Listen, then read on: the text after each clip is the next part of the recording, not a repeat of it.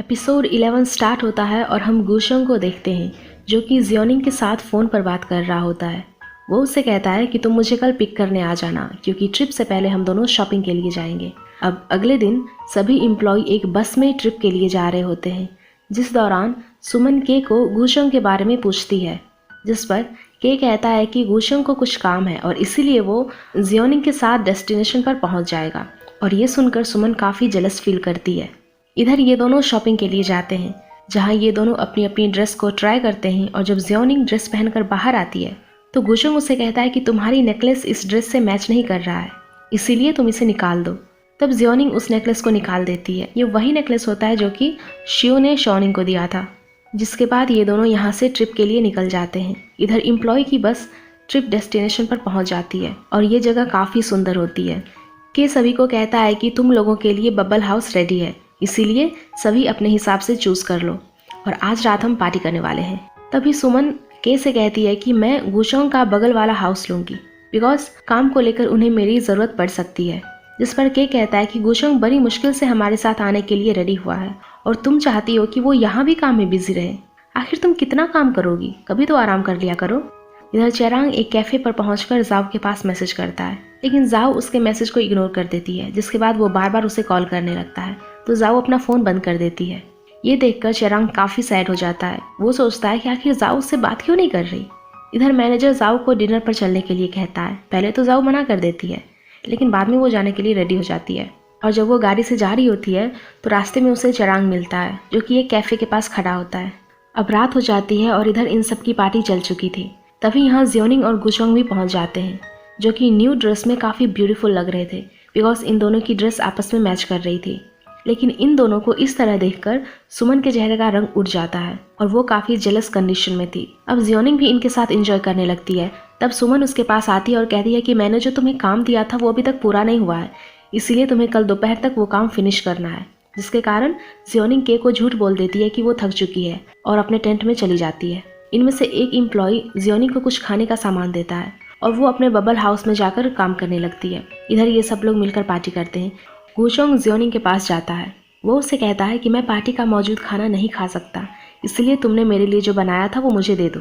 इधर सुमन गुशोंग के लिए खाना लेकर आती है, लेकिन जब वो हाउस का डोर नॉक करती है तो गुशोंग डोर ओपन नहीं करता। तभी फायरवर्क्स होने लगता है और ये सबके लिए एक बहुत ही ब्यूटीफुल मोमेंट्स होती है। इसी बीच आसमान में एक तारा भी टूटता है, जिसे देखकर सभी लोग विश करते हैं। जियोनिंग भी विश करती है कि सभी अपने लाइफ में खुश रहें और सबकी हेल्थ अच्छी रहे और मेरी कंपनी ढेर सारा पैसा कमाए ताकि मुझे भी अच्छी सैलरी मिले।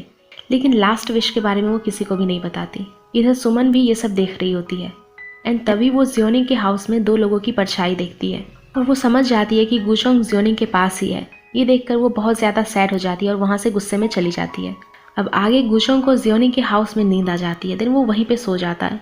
जियोनिंग उसके ऊपर ब्लैंकेट डाल देती है और तभी गुशोंग को उसका एक्सीडेंट याद आता है, जिस कारण वो नींद से जग जाता है। वो देखता है कि जियोनिंग भी सो चुकी है, इसलिए वो उसके ऊपर ब्लैंकेट डालकर अपने हाउस की तरफ जाने लगता है। इसी बीच उसे सुमन मिलती है जो कि उसे कहती है कि मैं आपके लिए खाना लेकर आई थी, लेकिन मैं गलत हाउस में चली गई और मुझे पता नहीं था कि आपका ये हाउस है। जिस पर गुशोंग कहता है कि नहीं, ये तो जियोनिंग का हाउस है, वो काम कर रही थी और मुझे नींद आ रही थी, इसलिए मैं बस चेक करने के लिए आ गया। जिसके बाद हम जाओ को देखते हैं जो कि काफ़ी ड्रंक हालत में अपने अपार्टमेंट पहुंचती है, क्योंकि रिसेंटली वो अपने मैनेजर के साथ डिनर के लिए गई थी। अब काफ़ी ड्रंक होने के कारण जाओ वहीं सोफे पर लेट जाती है। तभी वहाँ चेरांग आता है और जाओ को लेमन वाटर देते हुए कहता है कि तुम अपने कंपनी में ऐसा क्या करती हो जो तुम्हें हर रोज़ ड्रिंक करना पड़ता है। तभी जाओ गिरने वाली होती है तो चेरांग उसे पकड़कर हक कर लेता है और कहता है कि इसीलिए तुम्हें मेरी ज़रूरत है। अब जाओ भी चेरांग को हक कर लेती है और कहती है कि जब मैं छोटी थी तो मैं जल्दी से बड़ी होना चाहती थी, क्योंकि मुझे लगता था कि मैं दूसरी लड़कियों से डिफरेंट हूँ, लेकिन अब मुझे पता चला कि मैं तो एवरेज से भी कम हूँ। जिस पर चेरांग कहता है कि तुम मेरे लिए बहुत ही स्पेशल हो। अगली सुबह हम सभी एम्प्लॉय को देखते हैं जो कि ब्रेकफास्ट कर रहे होते हैं। इसी बीच के सभी को एक एक बुक देता है जिसमें आसपास घूमने की डेस्टिनेशन के बारे में लिखा हुआ होता है। अब सभी लोग अपनी अपनी राय देते हैं और सुमन गुशोंग को पूछती है कि आप कहाँ जाना पसंद करोगे।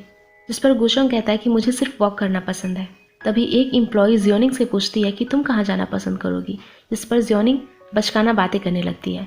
अब ये देखकर गुशोंग सोचता है कि कहीं जियोनिंग उनके साथ ना चली जाए, इसीलिए वो बहाना बनाकर जियोनिंग को अपने साथ लेकर चला जाता है और उन दोनों को एक साथ देखकर सुमन काफ़ी गुस्से में होती है और वहाँ से चली जाती है। इधर जाओ की आंख खुलती है तो वो देखती है कि चरांग उसके अपार्टमेंट में सोया हुआ है। वो उसे जाने के लिए कहती है, जिस पर चरांग कहता है कि तुम मेरी गर्लफ्रेंड हो और मुझे तुम्हारी केयर करनी है। जिस पर जाओ कहती है कि मैं तुम्हारी गर्लफ्रेंड नहीं हूँ। जिस पर चरांग कहता है कि अच्छा, तो फिर आज तक ये सब क्या था। जिस पर जाओ कहती है कि मान लो कि ये सब एक सपना था और भूल जाओ। लेकिन चरांग उसकी बात पर एग्री नहीं करता, तो जाओ उसे यहाँ से भगा देती है और ये एपिसोड यहीं ख़त्म हो जाता है। अब आगे एपिसोड 12 में हम देखते हैं कि गुचोंग जियोनिंग को एक स्की रिसोर्ट लेकर आया होता है, बिकॉज ये स्की रिसोर्ट इसकी कंपनी ने ही डिज़ाइन किया था। जियोनिंग यहाँ एक कैशल को देखती है जो कि काफ़ी सुंदर था। वो गुचोंग से कैशल के साथ फोटो क्लिक कराती है। गुचोंग उसे कहता है कि मैं तुम्हें यहाँ स्टडी टूर के लिए लेके आया हूँ और तुम यहाँ फन कर रही हो। खैर आगे ये दोनों वॉक कर रहे होते हैं, जिस दौरान जियोनिंग गुचोंग को पूछती है कि क्या आप कन्वर्सेशन ऑफ लक के बारे में जानते हो, जिस पर गुचोंग मना कर देता है। तब जियोनिंग कहती है कि अगर आप हमेशा अनलकी हो तो एक दिन कुछ ऐसा होगा जिससे तुम लकी हो जाओगे। जिस पर गुचोंग पूछता है कि तुम अभी किस फेज में हो। तो जियोनिंग कहती है कि जब से मैं आपकी असिस्टेंट बनी हूँ तब से मेरा बैड लक से पीछा छूट गया है। खैर आगे ये दोनों स्की साइट पर जाते हैं, जिस पर जियोनिंग कहती है कि मुझे स्कीइंग नहीं आती, क्या आपको आती है। तो गुचोंग कहता है कि हाँ, मैंने काफ़ी टाइम पहले स्विट्जरलैंड में स्कीइंग की थी, लेकिन फिलहाल मुझे इसमें कोई इंटरेस्ट नहीं है। जिसके बाद जियोनिंग स्कीइंग बोर्ड पर फोटो क्लिक करवाने के लिए खड़ी होती है, तो स्नो की वजह से उसका पैर स्लिप हो जाता है। लेकिन इससे पहले कि वो नीचे गिरती, गुचोंग उसे बचाने के लिए उसे हक कर लेता है, जिस कारण जियोनिंग गुचोंग के ऊपर आ जाती है और ये दोनों स्लिप करते हुए काफ़ी दूर चले जाते हैं। इसी बीच गुचोंग की हार्ट बीट फास्ट हो जाती है और उसके हाथ लगाने की वजह से आसपास की सारी लाइट्स जल जाती है और ये बहुत ही ब्यूटीफुल मोमेंट होती है। खैर आगे ये दोनों यहाँ से जाने वाले होते हैं, जिस दौरान जियोनिंग गुचोंग को कहती है, जब हम दोनों गिर गए थे तो मैंने इलेक्ट्रिक शॉक को फील किया था, क्या आपने भी किया। जिस पर गुचोंग कहता है कि नहीं, और शायद गिरने की वजह से तुम्हें ऐसा फील हुआ होगा। इसी बीच रिसेप्शनिस्ट कहती है कि हमारे स्की रिसोर्ट में एक ऑफर चल रहा है कि हम हर एक कस्टमर को एक डॉल फ्री में दे रहे हैं। जिसके बाद ये दोनों डॉल लेने जाते हैं और जियोनिंग अपनी आंखें बंद करके एक डॉल चूज करती है, तो वो देखती है कि उसके हाथ में एक लिजार्ड डॉल आ जाती है। ये देखकर जियोनिंग कहती है, देखो बॉस, ये तो आपके जैसा दिखता है। तो गुचोंग एक एंग्री क्रॉ को उठाकर बोलता है कि ये बिल्कुल तुम्हारे तरह दिख रहा है। इसके बाद ये दोनों अपने डॉल्स लेकर वापस ट्रिप डेस्टिनेशन पर पहुंच जाते हैं। इसी बीच जियोनिंग देखती है कि उस लिजार्ड डॉल के अंदर एक रिकॉर्डर है, जिसमें जियोनिंग एक वॉइस रिकॉर्ड करती है कि बॉस, आप हमेशा अपना चेहरा लटकाकर मत रखा करो। तभी इनके पास सुमन आती है, जिससे जियोनिंग पूछती है कि क्या आप करोके पार्टी के लिए जाओगे। जिस पर सुमन कहती है, हाँ मैं तो जाऊंगी, लेकिन शायद बॉस नहीं जाएंगे। तभी गुचोंग जियोनिंग की तरफ देखता है और कहता है कि हाँ मैं भी जाऊंगा। ये सुनकर जियोनिंग काफ़ी खुश हो जाती है। देन ये दोनों अपने अपने डॉल्स को हाउस में रखने जाते हैं। इसी बीच जियोनिंग को पता चलता है कि क्रो डॉल के अंदर एक वॉइस रिकॉर्डर होती है और वो उसके अंदर तरह तरह के वॉइस रिकॉर्ड करने लगती है। इधर गुचोंग उस लिजार्ड रिकॉर्डिंग को सुन रहा होता है और फिर वो उसमें रिकॉर्ड करता है कि जियोनिंग, तुम्हारी हर विश पूरी हो जाए। जिसके बाद ये सभी मिलकर करोके पार्टी करते हैं, जिस दौरान सभी एम्प्लॉय गुचोंग को सॉन्ग गाने के लिए इंसिस्ट करते हैं। लेकिन सुमन कहती है कि बॉस गाना नहीं चाहते तो तुम लोग फोर्स मत करो, और सबसे पहले जियोनिंग सिंगिंग करेगी।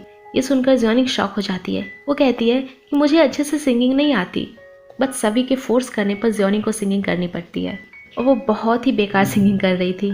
तब गुचोंग भी अपनी सीट से उठता है और मिक लेकर जियोनिंग के साथ सिंगिंग करने लगता है। अब आगे ये सभी ट्रिप से वापस आ जाते हैं और जियोनिंग गुचोंग को उसके घर पे ड्रॉप कर देती है, जिस दौरान ये दोनों एक दूसरे के डॉल्स को एक्सचेंज कर लेते हैं। जिसके बाद जियोनिंग अपने घर आ जाती है और ये दोनों अपने अपने घर पे उस डॉल्स को देख रहे होते हैं और एक दूसरे की रिकॉर्ड आवाज़ को सुन रहे होते हैं। अब अगले दिन ये दोनों कंपनी में जा रहे होते हैं, जिस दौरान ये दोनों सुमन को एक एम्प्लॉय के सामने से गुजरता देखते हैं और गुचोंग उस एम्प्लॉय को हल्की सी स्माइल देता है और ये देखकर वो एम्प्लॉय काफ़ी खुश हो जाती है और सभी को बताती है कि इतने सालों में बॉस ने पहली बार मुझे देखकर स्माइल किया है।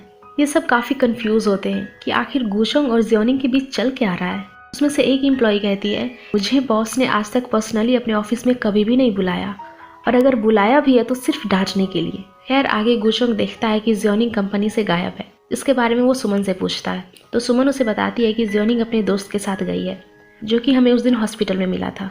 इधर हम जियोनिंग और शिव को देखते हैं, जो कि दोनों गुचोंग के बारे में बात कर रहे होते हैं। वहीं दूसरी ओर गुचोंग जियोनिंग को लेकर परेशान था। तभी वो जियोनिंग को मैसेज करता है कि आगे से बिना मेरी परमिशन के कहीं मत जाना। ये देखकर जियोनिंग सोच में पड़ जाती है कि कहीं बॉस उससे नाराज तो नहीं हो गए, और वो फटाफट यहाँ से निकल जाती है। जिसके बाद हम चरांग को देखते हैं, जो कि ज़बरदस्ती जाओ के घर में घुस जाता है और कहता है कि फॉर्च्यून टेलर ने मुझे तुम्हारे पास कम से कम 8 घंटे रहने के लिए कहा है, और इसलिए मैं यहाँ आ गया। लेकिन जाओ समझ जाती है कि चरांग झूठ बोल रहा है, इसलिए वो उसे यहाँ से जाने के लिए कहती है। लेकिन चरांग यहाँ से जाने के लिए तैयार नहीं था। तब जाओ कहती है कि तुम्हें यहाँ से जाना ही पड़ेगा क्योंकि मेरे घर आज ज्योनिंग आने वाली है और आज रात मेरा ये फ्लावर्स ब्लूम होने वाला है। जिस पर चरांग कहता है कि एक ब्यूटीफुल मोमेंट होगी और मैं भी इस मोमेंट को ज्वाइन करना चाहता हूँ। खैर किसी तरह चरांग जाओ को मना लेता है, जिसके बाद वो गुशोंग के पास कॉल करके पूछता है कि क्या तुम फ्लावर को ब्लूम होते हुए देखना चाहोगे। जिस पर गुशोंग कहता है कि क्या तुमने ड्रिंक की हुई है, रात को ये सब कौन देखता है। जिस पर चरांग कहता है कि कोई आम फ्लावर नहीं है, ये एक एपिफिलियम है और ये ब्लूम होते ही रिकवर हो जाता है। पर गुशोंग ये सब देखने के लिए साफ मना कर देता है। तब चरांग उसे बताता है कि ज्योनिंग भी यहाँ आने वाली है, इसलिए मैं नहीं चाहता कि वो मेरे और जाओ के बीच आए। अब ये सुनकर गुशोंग तुरंत जाओ के घर पे पहुंच जाता है और वो अपने साथ फोटोग्राफी इक्विपमेंट भी लाया होता है। आगे फ्लावर ब्लूम होने लगता है। गुशोंग फोटो क्लिक करने के लिए कैमरा सेट करता है और जैसे ही कैमरा फोटो क्लिक करता है तो चरांग जाओ को किस कर देता है, जिस कारण जाओ चरांग को एक थप्पड़ लगा देती है और सारी फोटोज में एक दोनों की हरकतें कैप्चर हो जाती है। अब अगले दिन कंपनी में एक मीटिंग होती है, जिस दौरान गुशोंग सुमन को एक प्रोजेक्ट देता है और ज्योनिंग को उसकी हेल्प करने के लिए कहता है। ये देखकर ज्योनिंग काफ़ी खुश हो जाती है क्योंकि ये प्रोजेक्ट उसे काफ़ी इंटरेस्टिंग लग रहा था। जिसके बाद गुशोंग ज्योनिंग को उसी आर्ट गैलरी साइट पर ले जाता है जहाँ कंस्ट्रक्शन का काम चल रहा होता है और गुशोंग उसे कहता है कि तुमने जो आइडिया सोचा था वो कुछ दिनों में तुम्हारे सामने होगा और अब तुम्हें कैसा फील हो रहा है। इस पर ज्योनिंग कहती है मैं ऐसा फील कर रही हूँ मानो मैंने कुछ अचीव कर लिया हो। इधर हम चरांग को देखते हैं जो कि अपने फादर के घर आया था। इसी बीच वो असिस्टेंट लियो के साथ एक दूसरे पर्सन को देखता है जिसे चरांग ने कहीं देखा होता है और ये दोनों गाड़ी में बैठकर कहीं जा रहे होते हैं। जिसके बाद वो घर के अंदर आ जाता है जहाँ उसके फादर उसे देखकर एक्साइटेड थे बिकॉज वो काफ़ी टाइम के बाद यहाँ आया था।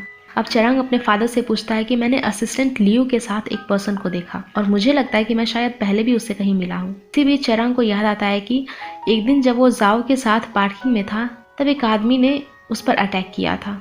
इधर सुमन और गुशोंग आपस में कुछ बात कर रहे होते हैं तो गुशोंग ज्योनिंग के पास जाकर कहता है कि हम दोनों को कहीं जाना चाहिए, इसलिए तुम हमें ड्राइव कर ले चलो। जिसके बाद गुशोंग और सुमन दोनों ज्योनिंग के साथ कहीं निकल जाते हैं। अब आगे हम ज्योनिंग को एक लेक के किनारे खड़ा हुआ देखते हैं। तभी एक वेन नाम की लड़की अपने कैमरे से ज्योनिंग की फ़ोटो क्लिक करने लगती है और ज्योनिंग के पास जाकर कहती है कि सॉरी मैंने तुम्हारी फ़ोटो क्लिक की लेकिन तुम सीनरी से मैच हो रही थी इसीलिए मैंने तुम्हारी कुछ फ़ोटो निकाल दी। अब वेन ज्योनिंग को फ़ोटो सेंड करने के लिए उसे अपने वीचैट में ऐड कर लेती है, जिसके बाद वेन यहाँ से चली जाती है और ये एपिसोड यहीं ख़त्म हो जाता है। अगर आप लोगों को ये एपिसोड पसंद आई हो तो प्लीज़ वीडियो को लाइक कर देना और चैनल को भी सब्सक्राइब कर देना। Thank you.